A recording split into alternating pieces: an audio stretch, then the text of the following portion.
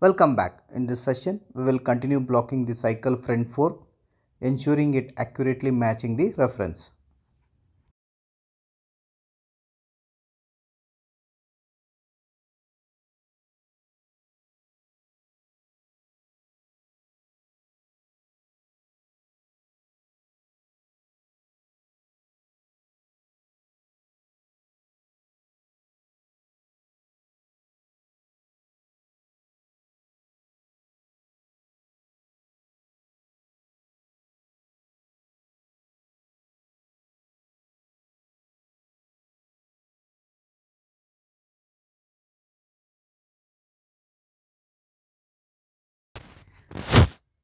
I am scaling the vertex slightly to align them with the real world reference. To save time, I duplicate the fork and position it along the z-axis as the model is symmetrical. This eliminates the model to create both sides separately.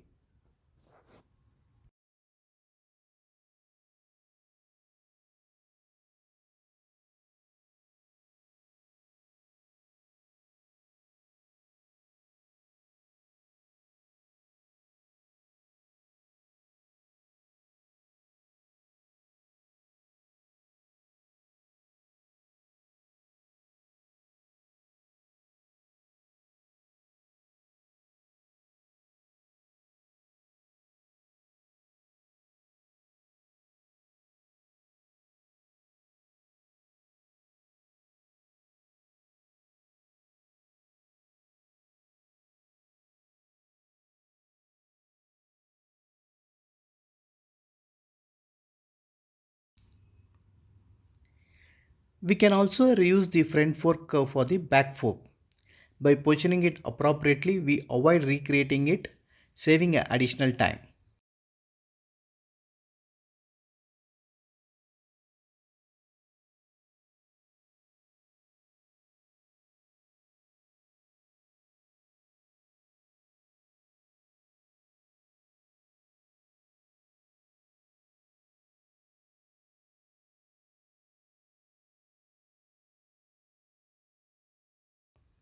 I follow the same process as before. Taken a cylinder, deleting its side and bottom faces, positioning it correctly and performing a curve extrude.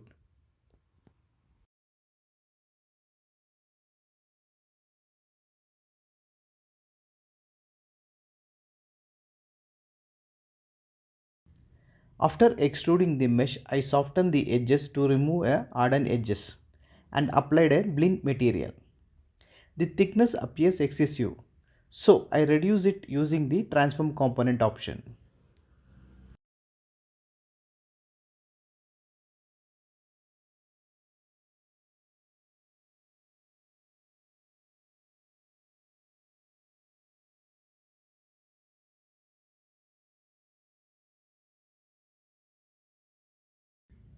Next, I duplicated the element, positioned it along the z-axis and combined both elements. I merged the middle vertex to make it a single element.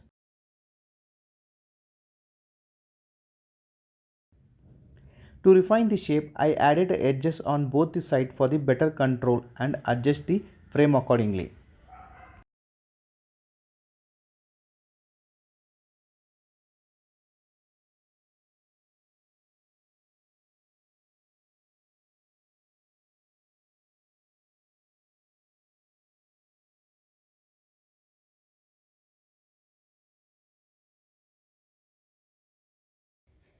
There was a missed adjustment, so I corrected it by selecting the vertex with soft selection and duplicated the element again to apply the corrections asymmetrically to the other side.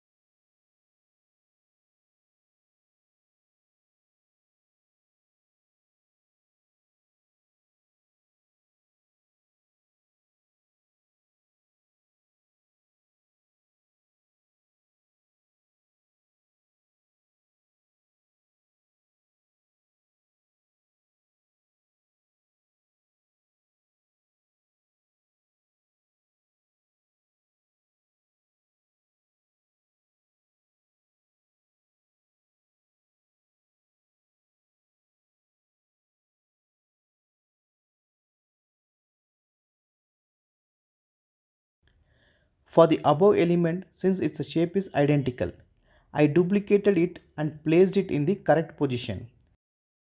There was a slight curve in its shape, which I adjusted using a soft selection. While reshaping, I deleted a few unnecessary edges to simplify the process and added a new edges as needed.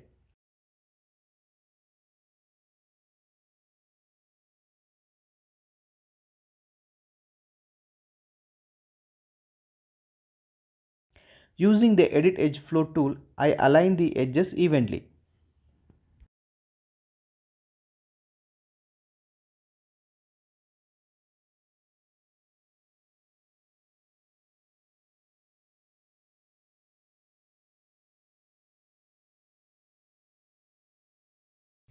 The instance option in the duplicate tool was helpful here, as any update in the instant object were automatically reflected in its duplicate. Finally, I applied the Edit Edge Flow tool again to ensure the edges were evenly distributed. This concludes this session. In the next session, we will continue blocking the remaining elements of the bicycle. Thank you everyone.